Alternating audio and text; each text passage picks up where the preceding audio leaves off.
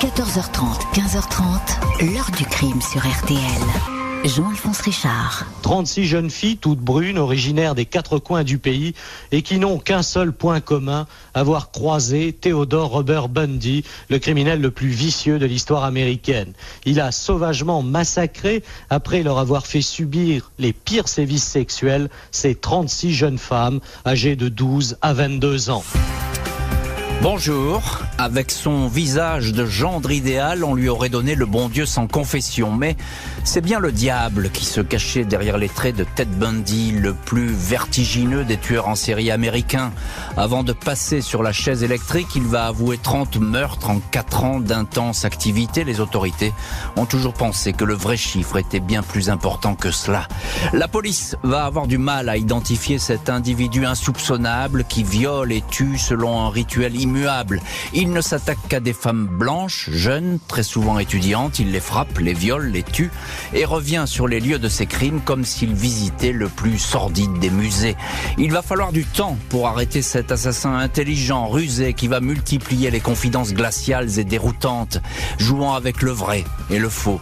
Pourquoi cette frénésie de tuer? Et pourquoi le portrait de cet homme apparaît toujours, malgré les années, comme un puzzle incomplet? Question posée aujourd'hui à notre invité. 14h30, 15h30. L'heure du crime sur RTL. Dans l'heure du crime aujourd'hui, la trajectoire de Ted Bundy, un violeur et assassin de femmes. Des victimes tellement nombreuses que cet homme va inspirer le concept de tueur en série. Son nom va être cité à l'été 74 derrière une série de disparitions, mais personne ne va s'intéresser à lui. Vendredi 1er février 1974, la colocataire de Linda Ann Healy, 21 ans, étudiante en psychologie à l'université de l'État de Washington, non loin de Seattle, appelle la police. Linda était là la veille, mais elle a disparu tôt le matin sans prévenir. Sa chambre est vide. Un policier vient visiter les lieux, tout est en ordre jusqu'à ce qu'il remarque que l'oreiller est taché de sang. L'agression est retenue.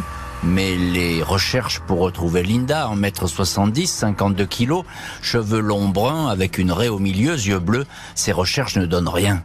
12 mars 74 au matin, Donna Gail Manson, 19 ans, est signalée également absente de sa chambre d'étudiante à l'Evergreen State College à Olympia. Elle devait assister la veille à un concert de jazz sur le campus, mais personne ne l'a vue. Donna a de longs cheveux bruns, une raie au milieu, des yeux bleus, 1m52 pour 45 kilos. 17 avril, Suzanne Elaine Rancourt, 18 ans, étudiante en biologie, s'évapore sur le campus du Washington State College à Ellensburg. Disparue la veille vers 22h30 en rentrant d'une réunion pédagogique. 6 mai, Roberta Kathleen Parks, 20 ans, cheveux très longs, bruns, toujours avec une raie au milieu, est portée disparue. Des amis l'attendaient pour prendre un café. Elle n'est jamais venue. La police de Seattle s'interroge sur cette série de disparitions. Une étudiante par mois.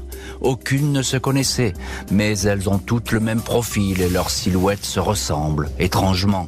Pour l'heure, on ne sait pas où elles sont passées, même si on craint le pire. Un désaccès rôde sans doute dans le coin, autour des sites universitaires. Les enquêteurs vont à la chasse aux témoignages. 2 étudiantes du Washington State College, le campus où a disparu une jeune femme, certifient avoir été abordées à quelques jours d'intervalle par un homme qui avait un bras dans le plâtre. Il demandait de l'aide pour transporter des livres jusqu'à sa voiture, une Volkswagen Coccinelle. Il avait un visage charmeur, il présentait bien, s'exprimait poliment. Rien d'un maniaque. Témoignage mis entre parenthèses. Les enlèvements de jeunes femmes blanches de la bonne société se poursuivent. 6, bientôt 8. 14 juillet 74, 5 baigneuses sur la plage du lac d'Issaka disent avoir été accostées par un jeune homme prénommé Ted. Un bras dans le plâtre, portant un polo blanc. Il voulait qu'on l'aide à porter un petit bateau accroché à sa coccinelle. Une des baigneuses l'a suivi, mais elle s'est enfuie en s'apercevant qu'il n'y avait pas de bateau. 2 femmes ont toutefois disparu ce jour-là. Un portrait robot est dressé, la presse s'empare de l'affaire. Une témoin, Elizabeth Klopfer, secrétaire à la fac de médecine de l'université de l'État de Washington, se manifeste. Selon elle, le suspect ressemble étrangement à son ancien petit ami, un dénommé Ted Bundy, 28 ans. 2 autres témoins, dont un professeur d'université, désignent aussi Bundy.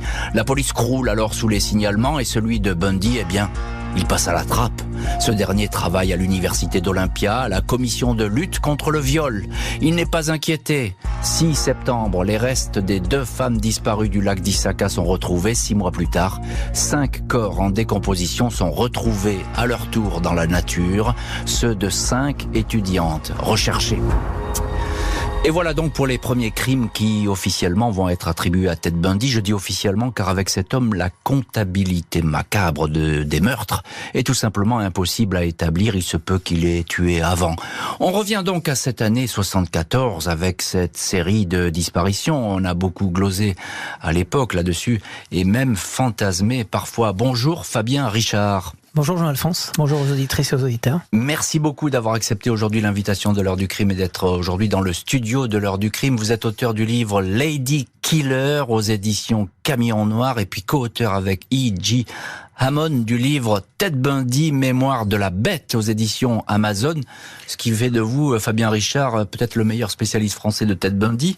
Et on a beaucoup de questions à vous poser tant le personnage est riche. Alors, il y a déjà un premier point, et c'est parfois une signalétique, j'ai envie de dire, des tueurs en série, c'est que ces premières victimes, en tout cas on croit, peut-être c'est les premières, il y en aura d'autres, vous allez nous le dire, mais ces premières victimes, elles se ressemblent.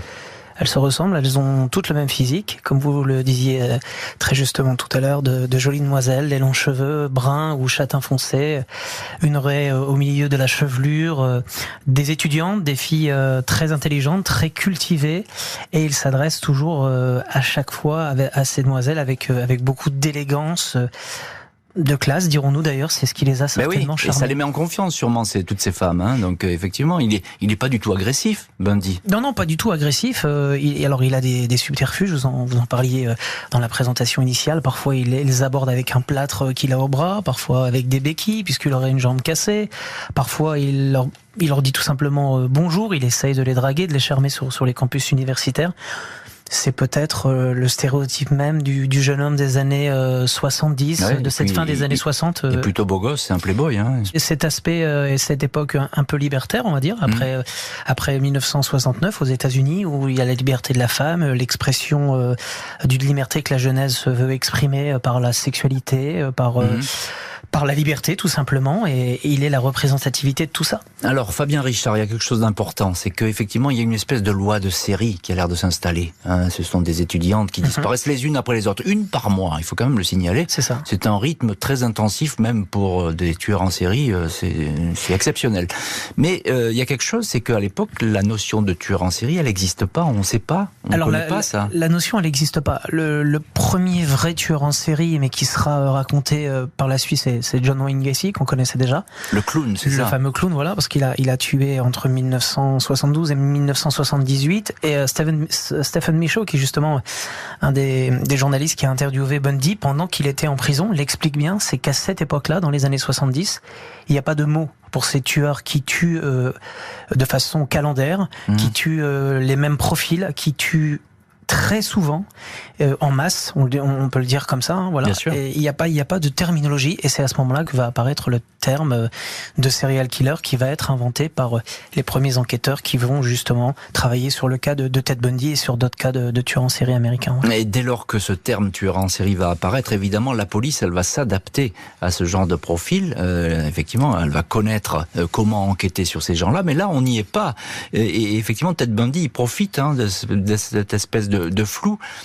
Le nom de Ted Bundy, d'ailleurs, il est cité par son ex-petite amie assez vite. C'est ça. Dans l'affaire, ça c'est étonnant parce que tout de suite elle dit, moi, le profil là que vous décrivez, il ressemble fortement à Monsieur Ted Bundy, mais on va pas s'arrêter à ça. Ce qui se passe, c'est qu'un soir, elle est avec sa meilleure amie, il découvre le portrait robot dans le journal du fameux Ted qui serait l'assassin de ces jeunes demoiselles. Parce qu'il donne son prénom. C'est ça, il donne son prénom à chaque fois. Et elle lui dit, tu peux pas rester comme ça, il faut que tu en parles. Et sa meilleure amie lui dit justement, il possède une coccinelle comme Ted, ton fiancé. Et donc elle appelle la police. Elle sera une des premières personnes à témoigner, mais ce qui va déjà être en faveur de Ted Bundy, c'est que la couleur de la fameuse coccinelle n'est pas la même que celle de Ted Bundy. Ça, c'est la première des choses. Et la deuxième des choses, ça paraît étonnant, mais Ted Bundy ou Theodore Bundy est un prénom très courant dans cette partie des États-Unis. Parce qu'on rappelle qu'au départ, il s'appelle pas Theodore Bundy ni Ted Bundy, il s'appelle Theodore Robert Cowell. Il vient de l'Est des États-Unis, mais dans l'État de Washington, des Bundy, il y en a des tonnes. Donc ils seront plusieurs dizaines à être observés. Il sera sur la liste, mais dans cette liste, il y a même d'autres hommes qui seront beaucoup plus observés que lui au départ par la police.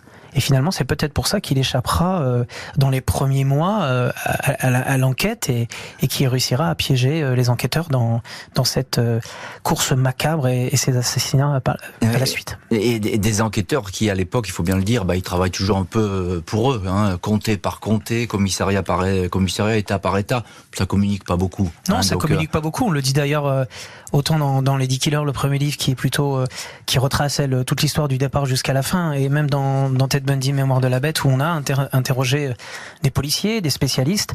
Les polices ne se parlent pas d'un état à un autre, et même d'une ville à une autre dans le même état. Donc c'est très compliqué, ouais, c'est vrai. Alors Fabien Richard, vous avez beaucoup enquêté, 2 livres déjà sur Ted Bundy. Vous connaissez par cœur sa trajectoire, j'ai envie de dire. Alors dites-nous quelques mots. Qui est Ted Bundy ? Parlez-nous un petit peu, parce que sa jeunesse, on la connaît mal. Bon, c'est une jeunesse tourmentée, mais ça c'est assez banal finalement pour les criminels. C'est une jeunesse assez particulière. Il est né d'une fille mère, d'une maman qui a été placée dans un centre pour filles mères par ses parents. Parce que à l'époque on n'accouche pas d'un papa qui est inconnu, donc elle est mise à l'écart pendant quelques mois. Elle accouche, elle revient chez elle, et quand Ted Bundy va grandir, il va grandir en pensant que sa mère et sa sœur, c'est ce que vont lui dire ses grands-parents, son grand-père et sa grand-mère. Un traumatisme important. Traumatisme immédiat. Il va croire donc que son grand-père et sa grand-mère sont sa mère jusqu'à ses 16 ans, où il va découvrir seulement à ce moment-là que sa mère, Louise Cowell, est en vérité sa mère biologique et non pas sa grand-mère. Donc c'est déjà le premier choc, et donc il va grandir dans le mensonge dès le début, dès son enfance et sa plus tendre jeunesse, avec surtout en plus un grand-père qui était violent et qui avait les coups faciles à la maison, autant sur lui, sur sa mère, que sur les frères et sœurs de sa mère finalement. Alors ça peut être un fil rouge, et ce que vous dites est très, très éclairant, parce que il va ressortir dans la trajectoire de Bundy, et puis les policiers vont le dire, les chercheurs vont le dire, il y a cette haine des femmes. Il y a cette haine des femmes absolue. Absolue, ouais, c'est ça. Haine pour le mensonge, mais pour lui, le mensonge est égal à la femme, puisque sa mère lui a menti, puisque sa grand-mère lui a menti. Et puis par la suite, il aura aussi, avant de rencontrer Elizabeth Cluffer, dont vous avez parlé tout à l'heure, sa fiancée, une fiancée avec laquelle il aura une histoire d'amour pendant qu'il sera au début de son cursus universitaire. C'est une des rares femmes qu'il respecte. Qu'il respectera, qu'il le quittera. Et très bizarrement, elle aura le profil de toutes ses victimes par la suite, puisqu'elle aura cette magnifique chevelure brune avec ses traits au milieu des cheveux, et peut-être qu'il reproduira et le choc de son enfance et l'image de cette femme idéalisée à travers les victimes qu'il tuera par la suite. Cité par des témoins mais pas suspecté, l'homme va continuer à enlever des jeunes femmes jusqu'à un premier faux pas. Août 74, Ted Bundy quitte la région de Seattle. Il est admis à l'université de droit de l'Utah, à Salt Lake City. Avec son sourire, son allure de playboy, ses bonnes manières, il ne tarde pas à séduire plusieurs jeunes femmes. On le trouve sexy, souriant, attractif. 2 septembre, il viole et étrangle une autostoppeuse dans l'Idaho. Il dépose le corps près d'une rivière, revient le lendemain pour faire des photos et démembrer sa victime. 2 octobre, enlèvement d'une adolescente de 16 ans. Suivent 2 autres filles de 17 ans. L'une d'elles a agonisé pendant 8 jours alors que son bourreau venait la voir pour lui laver les cheveux et lui mettre du rouge à lèvres. Toutes 2 battues, violées, étranglées avec des banylons. Le 8 novembre, Ted Bundy approche Carole Daronche, une standardiste de 18 ans dans la petite ville de Murray. Il se fait passer pour policier, raconte qu'elle doit le suivre au commissariat car sa voiture a un problème. Carole monte, mais s'aperçoit vite que la voiture ne prend pas la bonne direction. Bundy tente de la menotter.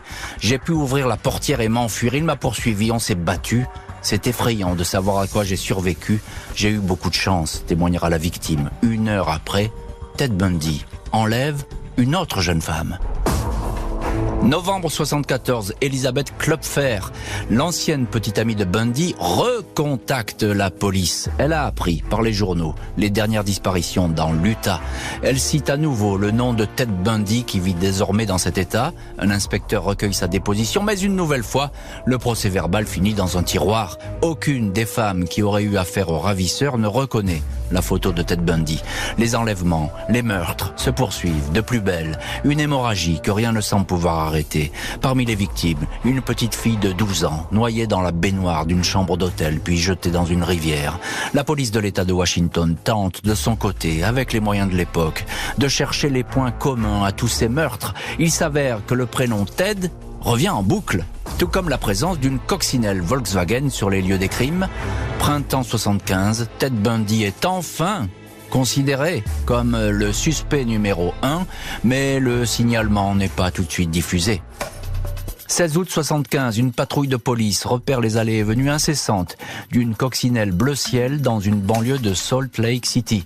Ted Bundy est arrêté. À bord, on retrouve la panoplie du parfait cambrioleur ou du parfait violeur. Un masque de ski, des menottes, un pied de biche, des sacs poubelles, de la corde, un pic à glace. On perquisitionne au domicile du suspect. Chez lui, on trouve des brochures sur des campus universitaires. Bundy expliquera plus tard que la police, ce jour-là, est passée à côté de sa collection de Polaroid montrant les corps des victimes. Bundy est relâché, mais reste sous surveillance. Il vend tout de suite sa Volkswagen qui est récupérée par la police. Des cheveux de 3 femmes sont prélevés. Il faudra des mois pour les identifier. Entre-temps, Carole Darronche, la standardiste, a formellement reconnu sur photo l'homme qui a voulu l'enlever. Bundy est arrêté, jugé en février 76. 15 ans de prison pour la tentative de rapt. Il s'échappe, il est repris. Les enquêtes s'accélèrent, commencent à le cerner. La police touche au but. Mais le 30 décembre 77, le détenu Ted Bundy découpe le plafond de sa cellule. Il s'enfuit du pénitencier de Garfield. Il est désormais l'homme le plus recherché des États-Unis. L'homme le plus recherché, l'ennemi public numéro 1, c'est une course-poursuite qui va s'engager entre Ted Bundy et les autorités, d'autant plus que cet homme va continuer à tuer.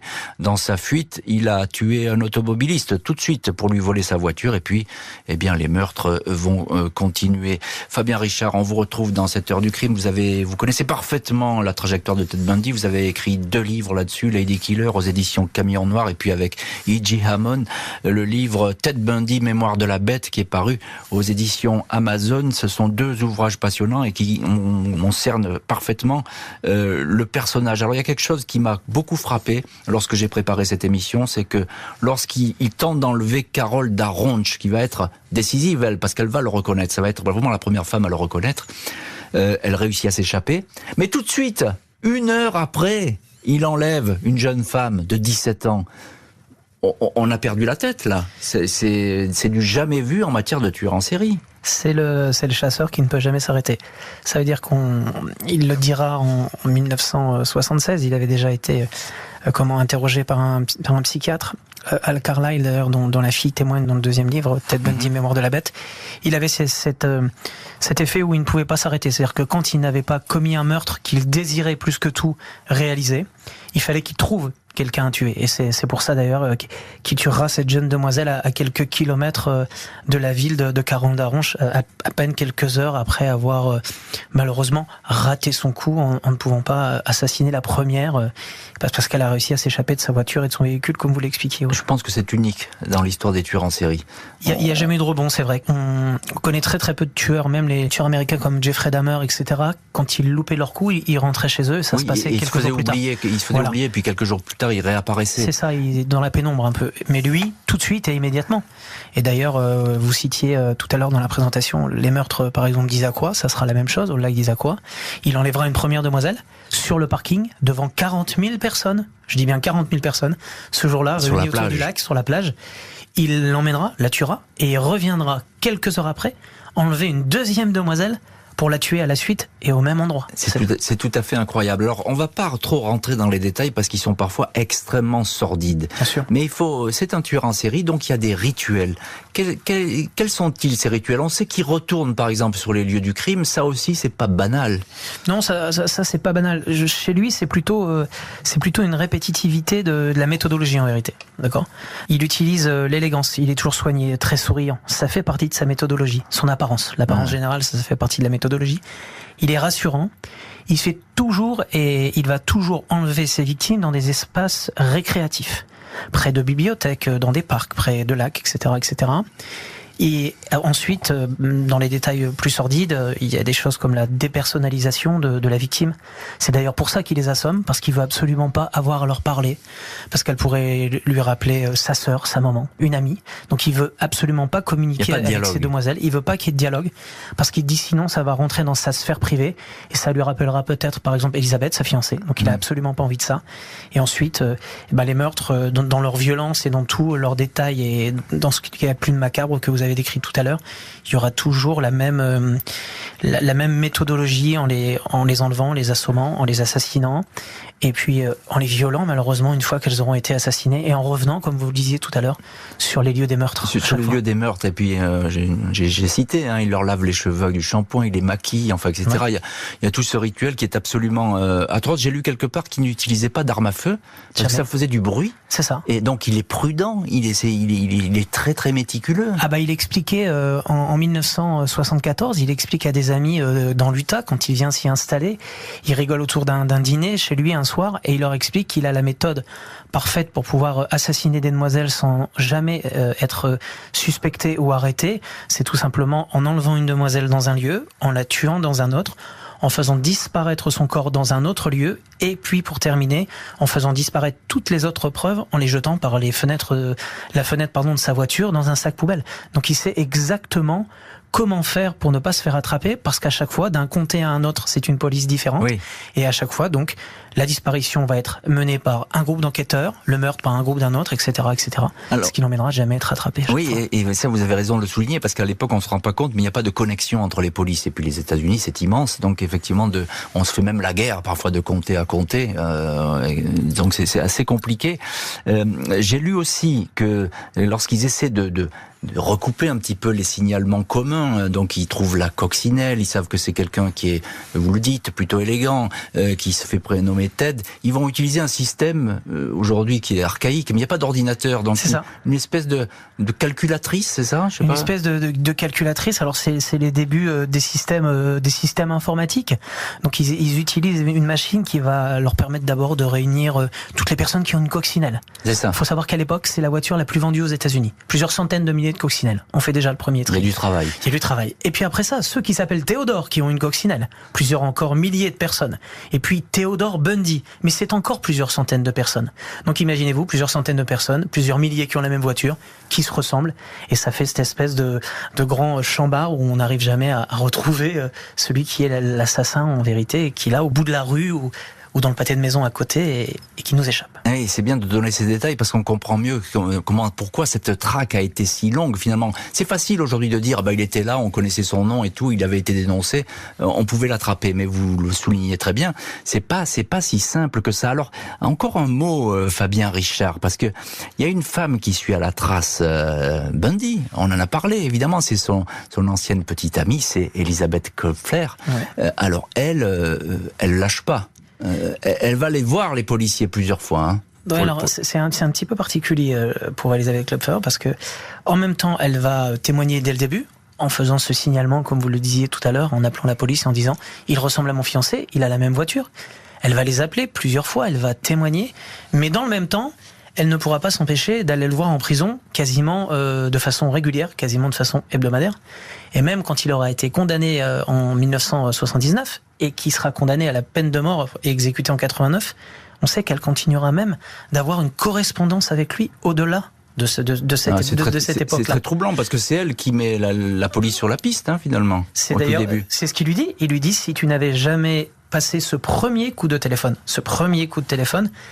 il n'y aurait peut-être jamais eu de connexion avec Ted Bundy, ton Ted Bundy, et finalement, on aurait peut-être vécu heureux toute notre vie, et moi, j'aurais pu continuer ce chemin macabre. Ouais.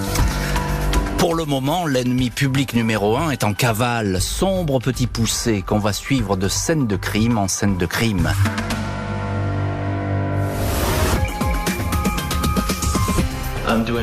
Je vais bien, je prépare mon procès, je suis confiant. Je sais que j'ai raison et je suis sûr que je vais m'en sortir.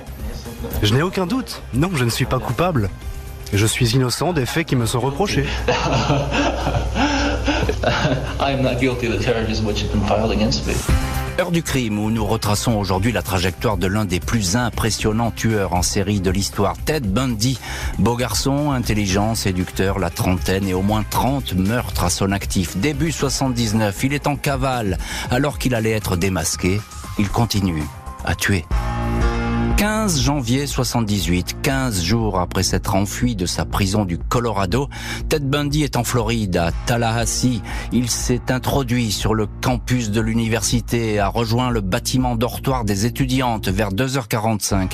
Il entre dans la chambre de Margaret Bowman, 21 ans, la frappe violemment avec une bûche, puis l'étrangle avec un bas nylon. Il visite ensuite la chambre voisine, tabasse et étrangle Lisa Levy, 20 ans. Il lui mord profondément une fesse et un sein.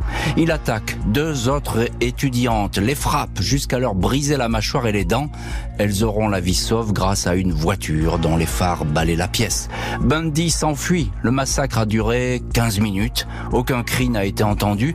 Les victimes n'ont pas eu le temps d'appeler à l'aide.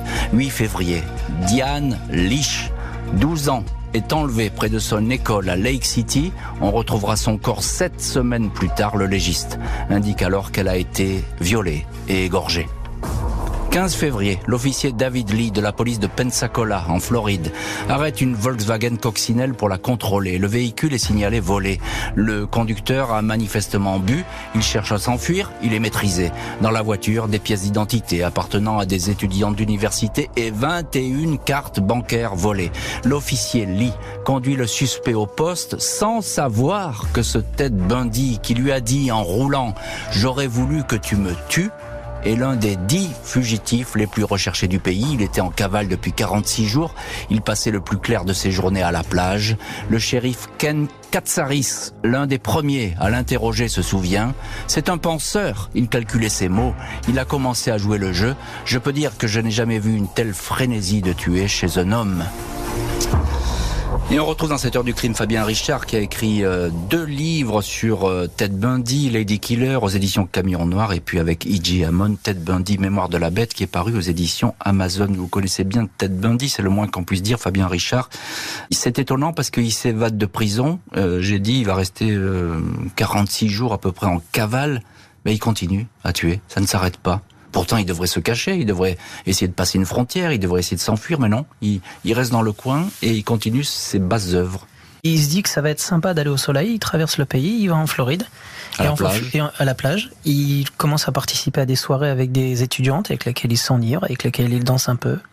Et puis un soir, il y aura ce massacre de la sororité chez Omega dont vous avez parlé tout à l'heure. Le dortoir des filles, c'est ça ? Le fameux dortoir des filles. Et puis c'est là qu'il tentera de commettre ce meurtre de masse où il tuera 2 jeunes demoiselles, il en blessera 2 avant de s'enfuir, puisque quelqu'un remarquera qu'il se passe quelque chose d'étrange dans cette maison. Et puis ces fameux phares de voiture qui balayent la chambre. Et il prend la fuite, mais il ne s'arrêtera jamais. Jamais. Il ne s'arrêtera jamais avec des victimes qui sont parfois très jeunes, hein, j'ai dit 12 ans parfois. 12 ans, ouais, c'est ça. 12 ans, un viol et puis ce crime. Alors finalement il va être interrogé pour la première fois, donc les premiers enquêteurs vont essayer de savoir qui il est et puis comment il fonctionne. Il y en a l'un d'eux, je l'ai cité, c'est le shérif Katsaris. Ken Katsaris, voilà, qui va être très marqué par cette rencontre. Lui, il dit j'ai jamais vu ça. Et moi qui ai eu la chance de l'interroger et de l'interviewer avec E.J. Hammond dont vous parliez tout à l'heure. Qu'est-ce qu'il vous dit alors, Katsaris ? Il nous dit premièrement que dès qu'il l'a rencontré, alors qu'il donnait une fausse identité, c'est ce que vous disiez justement, il donne pas son vrai nom, il donne 3-4 noms différents. Dès la première fois où il l'a vu, il a senti que c'était le diable. C'est ce qu'il dit déjà. Ce sera l'affaire la plus dure. Il a été glacé, c'est ça ? Pas glacé, parce que lui, il avait déjà une certaine expérience. Depuis 1962, il était dans la police, il était à Tallahassee depuis quelques mois. Mais il sentait chez cet individu tout ce qu'on a dit depuis tout à l'heure. Ça veut dire l'élégance, l'intelligence, mais à la fois cette espèce de force diabolique. Et dès qu'il va le voir, il va sentir en lui qu'il y a quelque chose qui dépasse tous les histoires de criminels auxquels il a pu être confronté. et il cherchera à comprendre qui est vraiment ce personnage, parce que c'est ce que je disais tout à l'heure, ça dépasse le tueur, ça fait de lui un acteur, une rockstar du crime, un espèce de mythe qui n'a jamais été jusqu'à ici, et fort heureusement reproduit dans l'histoire américaine, mais il sera très très marqué par cette confrontation avec Ted Bundy, ça c'est sûr. Alors il va beaucoup parler Ted Bundy par la suite, mais là restons-en à cette arrestation, là, puis ces premières auditions qui sont importantes. Il avoue ses crimes ? Alors c'est très bizarre. Au départ, donc, il ne dit pas qui il est, il ne reconnaît pas son identité, puis il finira par avouer à Ken Katsari sa réelle identité quand lui va l'emmener en prison. Et au fur et à mesure, il va vouloir se confronter à des gens qui sont aussi intelligents que lui. Et il va justement reconnaître que Ken Katsaris a cette intelligence. Comme l'avait avant un autre enquêteur, Robert Keppel. Parce qu'il a démasqué. Parce qu'il l'a démasqué, et aussi parce qu'il a cette espèce chez Ted Bundy, il a cette soif de culture, cette soif d'intelligence, cette soif d'être quelqu'un intellectuellement, parce que son histoire familiale, c'est pas ça. C'est pour ça qu'il a d'ailleurs été étudiant en droit, parce qu'il voulait dépasser ce statut social qui était celui d'ouvrier de ses grands-parents et de sa mère qui était mère au foyer, ou de son beau-père qui était cuisinier dans une cantine dans un lycée. Et donc il a voulu dépasser tout ça. Et là, enfin, il trouvait quelqu'un pour jouer cette partie d'échecs qu'il voulait gagner, parce qu'il pensait gagner jusqu'au bout et ne jamais être condamné à mort un jour, ça c'est certain. Mais il donne des éléments sur les crimes ou pas du tout? Alors, on reste très loin de tout ça. À chaque fois qu'il est interrogé, c'est très bizarre. On lui pose des questions et il repose lui-même des questions. Ouais, ça, c'est le propre des... C'est le propre, mais chez lui, c'est très intelligent, parce que mais il finira quand même par avouer des choses. Ça veut dire, il dit, vous savez très bien, vous avez trouvé un endroit, vous avez trouvé des corps, il y a des rituels. Qui a pu commettre ces rituels? Est-ce que c'est Ted Bundy? Mais Ted Bundy ne parlera pas lui-même de Ted Bundy. Il parle même de lui à la troisième personne. Hein. Il a ce phénomène très très particulier. Et c'est d'ailleurs comme ça qu'il avouera, parce que Stephen Michaud et un autre journaliste qui un jour vont l'interviewer en prison vont comprendre qu'ils ne tireront rien de Ted Bundy. Et c'est en faisant parler Ted Bundy de lui à la troisième personne qu'ils réussiront à le piéger et à lui faire raconter l'histoire de Ted Bundy par Ted Bundy. C'est ça qui est intéressant. Les procès vont désormais s'enchaîner pour un suspect qui va tout faire pour éviter la peine capitale. 25 juin 1979, Ted Bundy, 32 ans, comparaît devant la cour criminelle de Miami pour 2 de ses derniers meurtres, ceux de Margaret Bowman et Lisa Levy dans le dortoir de l'université de Tallahassee. 250 journalistes sont là. L'accusé apparaît calme, nonchalant, souriant, portant un élégant blazer bleu. Ses avocats ont du mal à conseiller ce client qui veut plaider sa cause lui-même. Il était accusé de meurtre, il risquait la peine de mort, mais tout ce qui lui importait était de diriger les débats, dit l'un de ses avocats. Des avocats qui arrivent toutefois à un accord avec le tribunal, une peine de 75 ans de prison en échange d'un plaidé coupable. Mais au dernier moment, Bundy refuse le marché. En se déclarant coupable, il avait le sentiment de perdre la face, dira Mike Minerva, l'un de ses défenseurs. 31 juillet, Bundy est condamné 2 fois à la chaise électrique, 7 janvier 1980. Il comparaît à Orlando pour le viol et le meurtre de Diane Leach, 12 ans, 3e condamnation à mort. Ted Bundy fait tout pour éviter l'exécution de sa sentence. Il multiplie les recours, il collabore même avec le FBI pour aider à retrouver un tueur en série. Il se confie beaucoup à 2 biographes, leur sert des versions de sa vie fluctuantes, différentes. Dans l'un de ses entretiens, il déclare « Je suis le salaud le plus insensible que vous ayez jamais rencontré. Beaucoup de gens s'encombrent d'un mécanisme nommé culpabilité. Moi, je ne me sens coupable de rien. » Et effectivement, il va multiplier les confidences en prison. On retrouve notre invité dans l'heure du crime, Fabien Richard. Vous êtes l'une des personnes qui connaît le mieux Ted Bundy. Vous avez écrit et coécrit 2 livres sur lui déjà. Alors effectivement, il y a cette phrase qui est très frappante. « Moi, je ne me sens coupable de rien ». On peut pas le toucher par quoi que ce soit. Alors évidemment, je vous parle même pas d'empathie, on n'en est même pas là. Mais c'est pas lui. Enfin, c'est lui qui a tué, mais après tout, c'est pas très grave. Le jour de la condamnation à mort par le juge Cowart en Floride, quand il sera condamné, comme vous le disiez tout à l'heure, pour les 2 premiers meurtres, il dira complètement détaché qu'il se moque du jugement qui vient d'être prononcé, car pour lui, il ne se sent pas concerné par les histoires qui viennent d'être dépeintes, ni par les meurtres pour lesquels il est condamné, puisqu'il n'est pas coupable et qu'il n'a rien à voir avec celle-ci. Donc, vu que face aux hommes et face à Dieu, il ne se sent pas coupable, pour lui, ça ne le regarde pas, il va aller en prison, Il accepte d'y être mis. Mais en vérité, c'est comme si cette condamnation n'était ni la sienne, ni des meurtres qu'il aurait commis, tout simplement. Il est totalement décontracté. Alors on a entendu avant le chapitre, là, ce petit son de Ted Bundy là, qui existe à l'époque. Il est interviewé par les journalistes. Il rigole. Il en rigole. Alors déjà, vous disiez tout à fait justement, tout à l'heure, vous citiez un exemple d'un de ses avocats. Ils étaient 9, il les a tous fait sauter. Il arrive un matin, il dit « Maintenant c'est terminé ».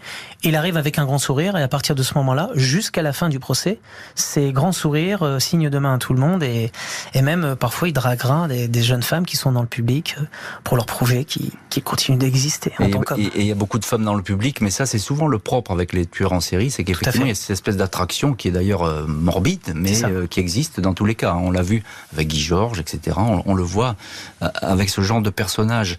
Et vous le disiez, c'est étonnant ce procès de Miami. Il veut mener les débats parce que son avocat le dit très bien d'ailleurs. Il dit il veut pas perdre la face, donc c'est lui le patron, c'est lui qui décide. Il y a même le juge qui va lui dire Monsieur Bundy, rendez-vous compte, je n'ai jamais vu un homme avoir autant d'avocats et les révoquer. Qu'est-ce que vous voulez exactement ? Je vais vous prouver que je suis moi-même un avocat, j'ai fait des études de droit, je n'ai besoin de personne, Dieu va défendre Dieu. Il aura même ses paroles, Dieu va défendre Dieu. C'est quand même assez... Haute idée de lui-même. Est-ce qu'il est interrogé sur les crimes ? Tout à fait, oui. Mais qu'est-ce qu'il dit ? Parce qu'effectivement, il y a l'espèce de côté fanfaron de Bundy là, tout au long du procès. Ça, on le comprend bien. La mégalomanie, il se prend pour Dieu, vous le dites très bien, il parle de lui à la troisième personne. Mais sur les crimes, proprement dit, qu'est-ce qu'il raconte ? Parce qu'il y a des questions précises. Vous étiez là, vous n'étiez pas là. Il est même horrible, c'est qu'il a tous les détails des meurtres, bien sûr, parce qu'il les a commis. Et il va faire, par exemple, répéter aux policiers qui sont présents lors du procès au tribunal, il va leur faire répéter exactement tout ce qu'ils ont découvert lorsqu'ils sont arrivés, par exemple, dans la maison de la sororité chez Omega. Dans les moindres détails. Il veut revivre les meurtres qu'il a commis en disant qu'il n'en est pas coupable. Mais en vérité, il est dans une jouissance et physique et intellectuelle, tout en ayant cette espèce de recul, et c'est très très macabre. Tout le procès a été filmé, c'est le premier procès dans l'histoire américaine de la justice qui aura été filmé. C'était tous les jours une espèce de grand TV show américain. Tout le monde était devant la télévision pour voir les aventures quasiment de Ted Bundy. C'était glaçant. Il arrive en souriant, il sourit à la greffière, au juge, il s'accoude sur la church, ce fameux bureau du juge, il s'accoude dessus, il vient lui parler comme si c'était un ami. Et encore plus troublant, c'est qu'il réussira même quasiment à retourner le juge en sa faveur, parce que le juge dira quand il le condamnera à mort, je vous condamne à mort pour tous ces crimes, etc., etc. Mais sachez, jeune homme, que j'aurais aimé vous voir plaider devant moi, car je pense que vous auriez été un avocat extraordinaire. Prenez soin de vous, jeune homme. Je vous le dis, prenez soin de vous. Et à partir de ce moment-là, c'est là qu'on comprend que même là, il a réussi à mettre la justice échec et mat quasiment. Il y a des témoins qui ont été cités lors de ce procès. Il y a des gens qui sont... Il y a les policiers, évidemment, je suppose. Bien sûr. Donc les policiers qui sont arrivés les premiers sur cette scène de crime où il avait tué ces deux jeunes filles. Et puis la fameuse Natty, c'est la demoiselle qui, lorsqu'il s'échappe de la maison de la sororité, va le reconnaître ou du moins l'observer avec ce bonnet sur la tête. Et quand on va dire, le juge va demander, est-ce que vous voyez cet homme dans la salle ? Elle va le pointer du doigt, et ça sera une des deux preuves importantes avec la fameuse morsure dont vous parliez tout à l'heure, parce qu'il a mordu une de ses victimes. Et on va son empreinte dentaire, en quelque sorte, va être identifiée. Sur une des fesses des victimes qu'il a mordu, et grâce à cette empreinte dentaire, plus le témoignage de Natty, ce sont les deux choses qui le feront plonger définitivement. Après 10 années de pénitencier et avoir épuisé tous ses recours, le tueur en série va être exécuté. 24 janvier 1989, Ted Bundy, 42 ans, prend place sur la chaise électrique de la prison de Stark, en Floride. L'homme le plus détesté d'Amérique, comme l'a baptisé un journal, est déclaré mort à 7h16 du matin. Jusqu'à son dernier souffle, Bundy n'aura cessé de converser avec les policiers, lui rendant visite pour l'interroger. Il avait ainsi avoué de nombreux crimes inconnus jusque-là des autorités. Il avait la rage contre les femmes. Ces meurtres étaient sa raison de vivre, son accomplissement, dira un de ses témoins. L'agent spécial du FBI, William Hagmaier, se dira abasourdi par la jubilation quasi mystique de Ted Bundy. Il disait que le crime n'était pas seulement de la violence ou du sexe, racontera Hagmaier, c'était avant tout de la possession. Les victimes vous appartiennent, elles font à jamais partie de vous, pour toujours, et les endroits où vous les avez tuées deviennent des lieux sacrés. Voilà donc les paroles de Ted Bundy, et on peut croire d'ailleurs William Hagmaier parce que c'est un grand policier du FBI, et sans doute c'est l'un des témoignages les plus sincères qu'il y a eu dans cette histoire parmi les gens que Bundy a croisé. Alors avant qu'il meure, de Ted Bundy, il n'a pas envie de mourir. D'abord, il va formuler tous les appels possibles pour s'en sortir. Il va essayer de travailler avec le FBI, on l'a dit. Il va beaucoup parler avec des biographes, des policiers. Alors, il y a toute cette série de crimes qu'on ne connaît pas qu'il raconte. Alors, la question à 10 000 $, c'est est-ce qu'il faut le croire ou pas le croire ? Alors déjà, à la fin de sa vie, quand il se met à parler les derniers jours, parce qu'il, comme vous l'avez rappelé, il a été exécuté le 24 janvier 89, c'est une façon de s'en sortir. Parce qu'il se dit que s'il donne des noms un peu comme Gary Ridgway, par exemple, dans l'affaire du tueur de la Rivière Verte, qui a décidé de donner les noms de ses victimes pour qu'ils puissent être identifiés, et lui n'aura pas été condamné à la peine de mort, c'est à peu près à la même époque, parce que c'est l'exemple que vous donniez tout à l'heure. Et d'ailleurs, il traîne près de la Green River, Bundy. Et surtout, Bundy a témoigné, a aidé la police dans l'affaire du tueur de la Green River. Il s'est dit que c'était une bonne idée de faire comme Gary Ridgway. Il va donner des noms. Et en donnant des noms, il espère qu'on va reporter sa condamnation et le passage sur la chaise électrique. Il se dit qu'il va s'en sortir. Donc au départ, 20 victimes reconnues, 36. Et lui, il voudra aller donner jusqu'à presque 100 noms. Il dit qu'il a 100 noms à donner, 100 victimes dont il pourra parler. Et il pense que ça va le sauver. C'est la première méthode qu'il emploiera. Il parlera beaucoup à Bill Hagmaier, William Hagmaier, dont vous avez parlé tout à l'heure, qui est un exemple un peu comme John Douglas, qui a écrit la série et le livre Mindhunter, qui a très bien témoigné là-dessus.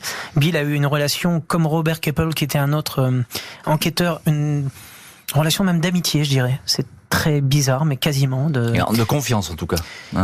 Plus que ça même, c'est très tendancieux. Enfin, je dirais pas tendancieux, mais il s'est passé quelque chose d'un peu mystique entre ces deux personnalités. Bundy lui avouera les choses. Il essaiera de s'en sortir comme ça, et puis surtout, 24 heures avant d'être exécuté, il décidera de parler à un prêtre pour tout avouer, filmer à la télé américaine, en essayant et en espérant que ce sera la dernière solution pour s'en sortir, en se confiant à ce prêtre et en lui avouant tout. Tout sans exception.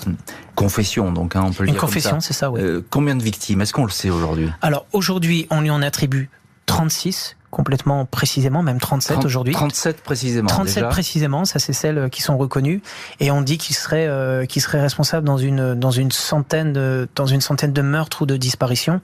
Une en particulier qu'on peut citer, c'est la petite Anne-Marie Burr, qui était une jeune demoiselle qu'il aurait tuée dans son adolescence. Elle avait une dizaine d'années, lui avait 15-16 ans. C'était une de ses voisines de quartier. Et il aurait d'ailleurs commencé donc à tuer dès l'adolescence. Donc imaginez-vous, s'il a commencé à 16 ans et qu'il est exécuté, comme vous le disiez tout à fait justement tout à l'heure, à un peu plus de 40 ans en 1989, le nombre de victimes serait forcément exponentiel, par rapport à celui qu'on connaît, bien évidemment. C'est totalement vertigineux. Je citais Hagmaier là parce que c'est important ce qu'il raconte. Il lui dit les victimes elles vous appartiennent, et Hagmaier il dit c'est mystique. Vous avez prononcé ce mot mystique. Effectivement, ça c'est toute sa raison de vivre, particulièrement à Bundy, c'est la toute puissance. Il y a quelque chose de très particulier. Sa mère était dans une église évangéliste. Il est ensuite rapproché de la LDS, l'église des Saints des Derniers Jours, les Mormons, quand il est arrivé en 74 dans l'Utah. Il y a toujours eu un rapprochement entre la croyance et les meurtres atroces qu'il a pu commettre. Donc la question, elle est toujours en suspens, elle le sera toujours parce qu'on n'arrivera pas à trouver de réponse, au moins qu'il y ait des gens encore proches de Bundy aujourd'hui qui n'aient pas parlé, des membres de sa famille ou des amis qui étaient proches de lui dans les années 70, mais jamais on ne saura si il avait une espèce de pacte, comme un pacte de croyance ou des rituels, vous en parliez tout à l'heure, qui aurait pu approcher croyance envers Dieu et meurtre de ces demoiselles. Enfin, c'est quelque chose de complètement inexplicable. Et c'est d'ailleurs ce qu'il va expliquer à Bill Hagmaier. Il va lui dire, malgré que ça soit compulsif, il reconnaît qu'il y a quelque chose qui le dépasse, une espèce de force irrésistible. qui est au-dessus de lui. Ouais, c'est ce qu'il dira d'ailleurs à Elisabeth Klopfer quand elle l'appellera au téléphone plusieurs fois. Il lui dira un jour, et c'est la deuxième chose qu'il lui reprochera, après avoir appelé la police une première fois, un jour elle l'appellera une nuit, lorsqu'il sera en prison, il lui dira qu'il est malade, qu'il sait très bien les meurtres qu'il a commis, et elle avouera ça également à la police. Donc il finira en gros par complètement se démasquer, tout en disant qu'il n'est pas responsable de cette force qui lui est supérieure et qui l'a amené à commettre ces plus de 35 meurtres. Encore un mot, Fabien Richard. On a eu du mal à le démasquer parce qu'on pensait pas que sous ce visage angélique, en tout cas très élégant, etc., des traits fins, souriants, se cachait finalement quelque chose de monstrueux. C'est ça. Il faut le dire comme ça. Et je crois qu'il a même travaillé avec les autorités et qui ont été stupéfaites par la découverte de ce criminel. Déjà, on en parlait tout à l'heure un petit peu en off, mais on peut citer cet exemple. Bien sûr. D'abord, il a fait de la politique. Il a travaillé pour le Parti républicain, pour le gouverneur de l'Utah, qui a dit un jour de lui, si vous n'aviez pas démasqué Ted Bundy, vous auriez peut-être aujourd'hui comme président un tueur en série, par exemple. Ça, c'est déjà quelque chose d'extraordinaire. Il a travaillé aussi sur la mise en place de ce pôle de travail contre la violence pour les femmes. Donc et effectivement, ça a surpris tout le monde. Merci beaucoup, Fabien Richard, d'avoir été aujourd'hui l'invité de l'heure du crime. Je rappelle vos ouvrages, Lady Killer aux éditions Camion Noir, et puis avec Iji Hammon, Ted Bundy, Mémoire de la bête aux éditions Amazon, pour tout savoir de ce tueur en série. Merci à l'équipe de l'émission, Justine Vignot, Marie Bossard à la préparation, Boris Pirédu à la réalisation. L'heure du crime, présenté par Jean-Alphonse Richard sur RTL.